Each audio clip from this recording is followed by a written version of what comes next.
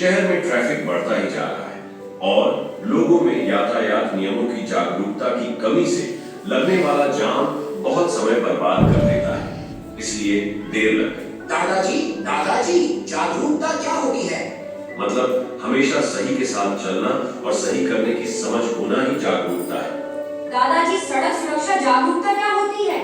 यातायात नियमों का पालन करना, सड़क पर इस प्रकार से चलना या वाहन को इस प्रकार से चलाना कि न खुद को और न किसी दूसरे को नुकसान पहुंचे। इसके साथ दूसरों को भी ऐसा करने से रोकना, न माने तो उसका विरोध करना, पुलिस से शिकायत करना, बस यही है सड़क सुरक्षा जागरूकता। सड़क सुरक्षा जागरूकता और नियमों का इतना महत्व होने पर भी सभी लोग यातायात के नियमों का पालन क्यों नहीं करते? मुझे कुछ नहीं होगा, ये विचार की समस्या की जड़ है। सच बिल्कुल विपरीत है और सच तो ये है कि सड़क पर चलते समय किसी को भी कुछ भी हो सकता है और ये बात लोगों को समझने में अभी कुछ समय तो लगेगा। सड़क सुरक्षा के लिए समय समय पर चलने वाले अभियान इसी के लिए चलाए जाते हैं कि लोग जागरूक हो सके। इसलिए बच्चों को भी सड़क सुरक्षा के प्रति जागरूक रहना चाहिए और दूसरों को भी जागरूक करना चाहिए। दादाजी, हम वादा करते हैं कि सड़क सुरक्षा के लिए सभी लोगों को जागरूक करेंगे।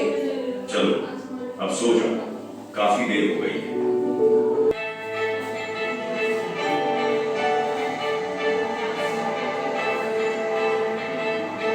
बच्चों, देख रहे हो किस प्रकार माता पिता कुछ पैसे बचाने के चक्कर में अपने बच्चों की जान दांव पर लगा रहे हैं।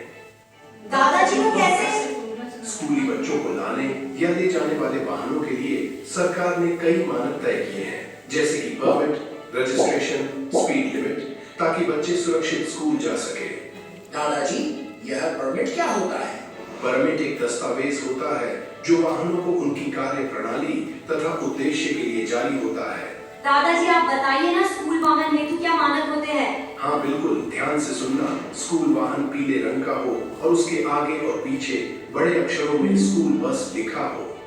वाहन के लिखा होना चाहिए। वाहन के पास वैध फिटनेस सर्टिफिकेट और स्कूली सेवा परमिट होना चाहिए। वाहन में सुरक्षा उपकरण होना चाहिए। प्राइमरी बच्चों के लिए महिला अटेंडेंट अनिवार्य है। बस में जीपीएस ट्रैकर और सीसीटीवी कैमरा होना अनिवार्य है। ड्राइवर की उम्र कम से कम 25 वर्ष और 5 साल का लाइसेंस अनुभव आवश्यक है। ड्राइवर व अटेंडेंट के पास चरित्र प्रमाण पत्र होना चाहिए। बच्चों की संख्या सीट क्षमता से अधिक न हो। बस की गति सीमा 40 किलोमीटर प्रति घंटा हो। दादाजी, आप सही कह रहे हैं। किसी भी अवैध वाहनों का प्रयोग नहीं करना चाहिए।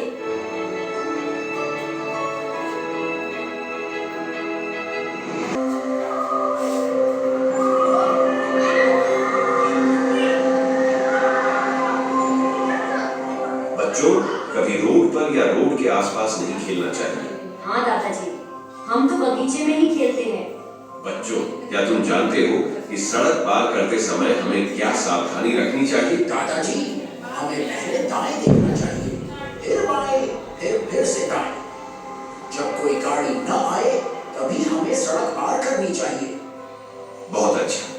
और नंदिता, क्या तुम बता सकती हो कि जेब्रा क्रॉसिंग का क्या काम है? ज़ेब्रा क्रॉसिंग पर पैदल चलने वालों को पहले जाने का हक होता है। हमें हमेशा वहीं से सड़क पार करनी चाहिए। सड़क पर सुरक्षित चलना बहुत जरूरी है। कभी भी मोबाइल देखकर नहीं चलना चाहिए। और हम सबको हमेशा ट्रैफिक सिग्नल का पालन करना चाहिए। हम तो हमेशा नियमों का पालन करेंगे।